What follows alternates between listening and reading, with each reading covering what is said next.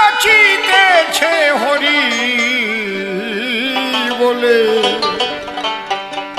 আরে তোরা কে যাবি পাগলের দলে? ও তোরা কে যাবি পাগলের দলে? তোরা কে যাবি পাগলের দলে?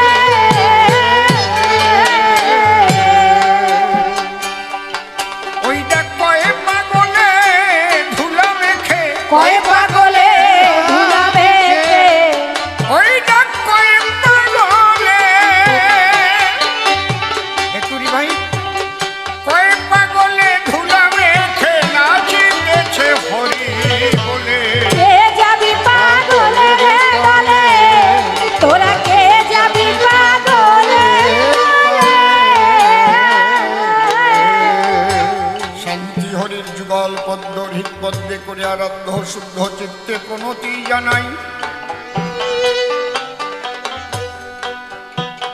সাধু গোসাই পাগল হেরি আর যত পুরুষ নারী আমার ভক্তিপূর্ণ প্রণাম গ্রহণ করিবেন সবাই। মনে একবার হরি বলে নাম, দুর্বলের বলে নাম, দিনে কি আছে বলে ভব সংসারে।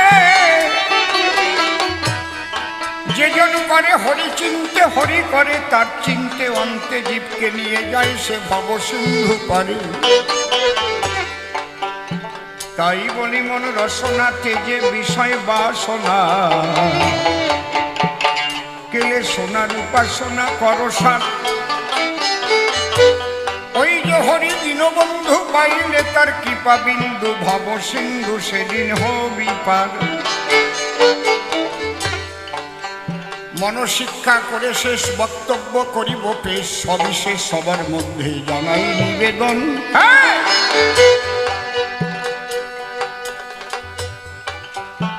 আজি সনাম করিয়া বর্জন নাম ধরিব বিচরণ, বন্দনা করি বিচরণের রাতুল চরণ।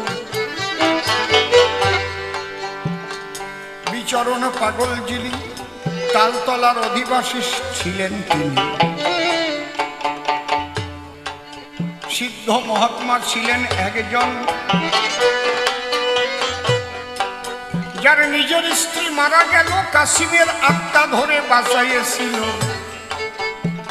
ভেবে একটু দেখা ভালো কত বড় সেজন মহাজন। যার স্ত্রী মারা গিয়েছিল কাশিমের আত্মা তাই ধরে সেই মরা বউরে বাঁচাইয়েছিল এবং সবাইকে মানা করেছিল তোমাদের চাপে পড়ে কাশিমের আত্মা ধরে বাঁচাই দিলাম আমার বউডারে, খবরদার করি মানা, তোমরা এই বাড়ির কাছে কেউ এসো না, তাহলে কি কামড় না খেয়ে যাচ্ছি পারলাম। কাশিমের স্বভাব সে তো ছাড়তে পারেনি। সেই বিচরণ পাগলের ভূমিকায় আজকে গান গাওয়ার দায়িত্ব দিয়েছে আমায়।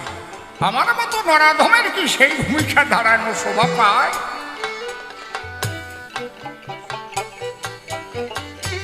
বাবা গুরুচাঁদের অতি প্রিয় পাত্র, আমি সবাই বলি অত্র। এমন মানুষ কয়জন পাওয়া যাবে আজকে তার ভূমিকাতে দাঁড়াতে হবে সভাতে। বিচরণ তুমি আশীর্বাদ দিও তবে। পাগল বিচরণকে প্রণাম করি, এইবার তার ভূমিকা ধরি। কবি গানে হলাম দণ্ডায়মান, আমি অসীম সরকার আর নই, মনের কথা খুলে কই। মাঝে মাঝে টোন বেড়ে গেলে কিন্তু ওই কেউ করে ওঠে দিলাম সমাধান।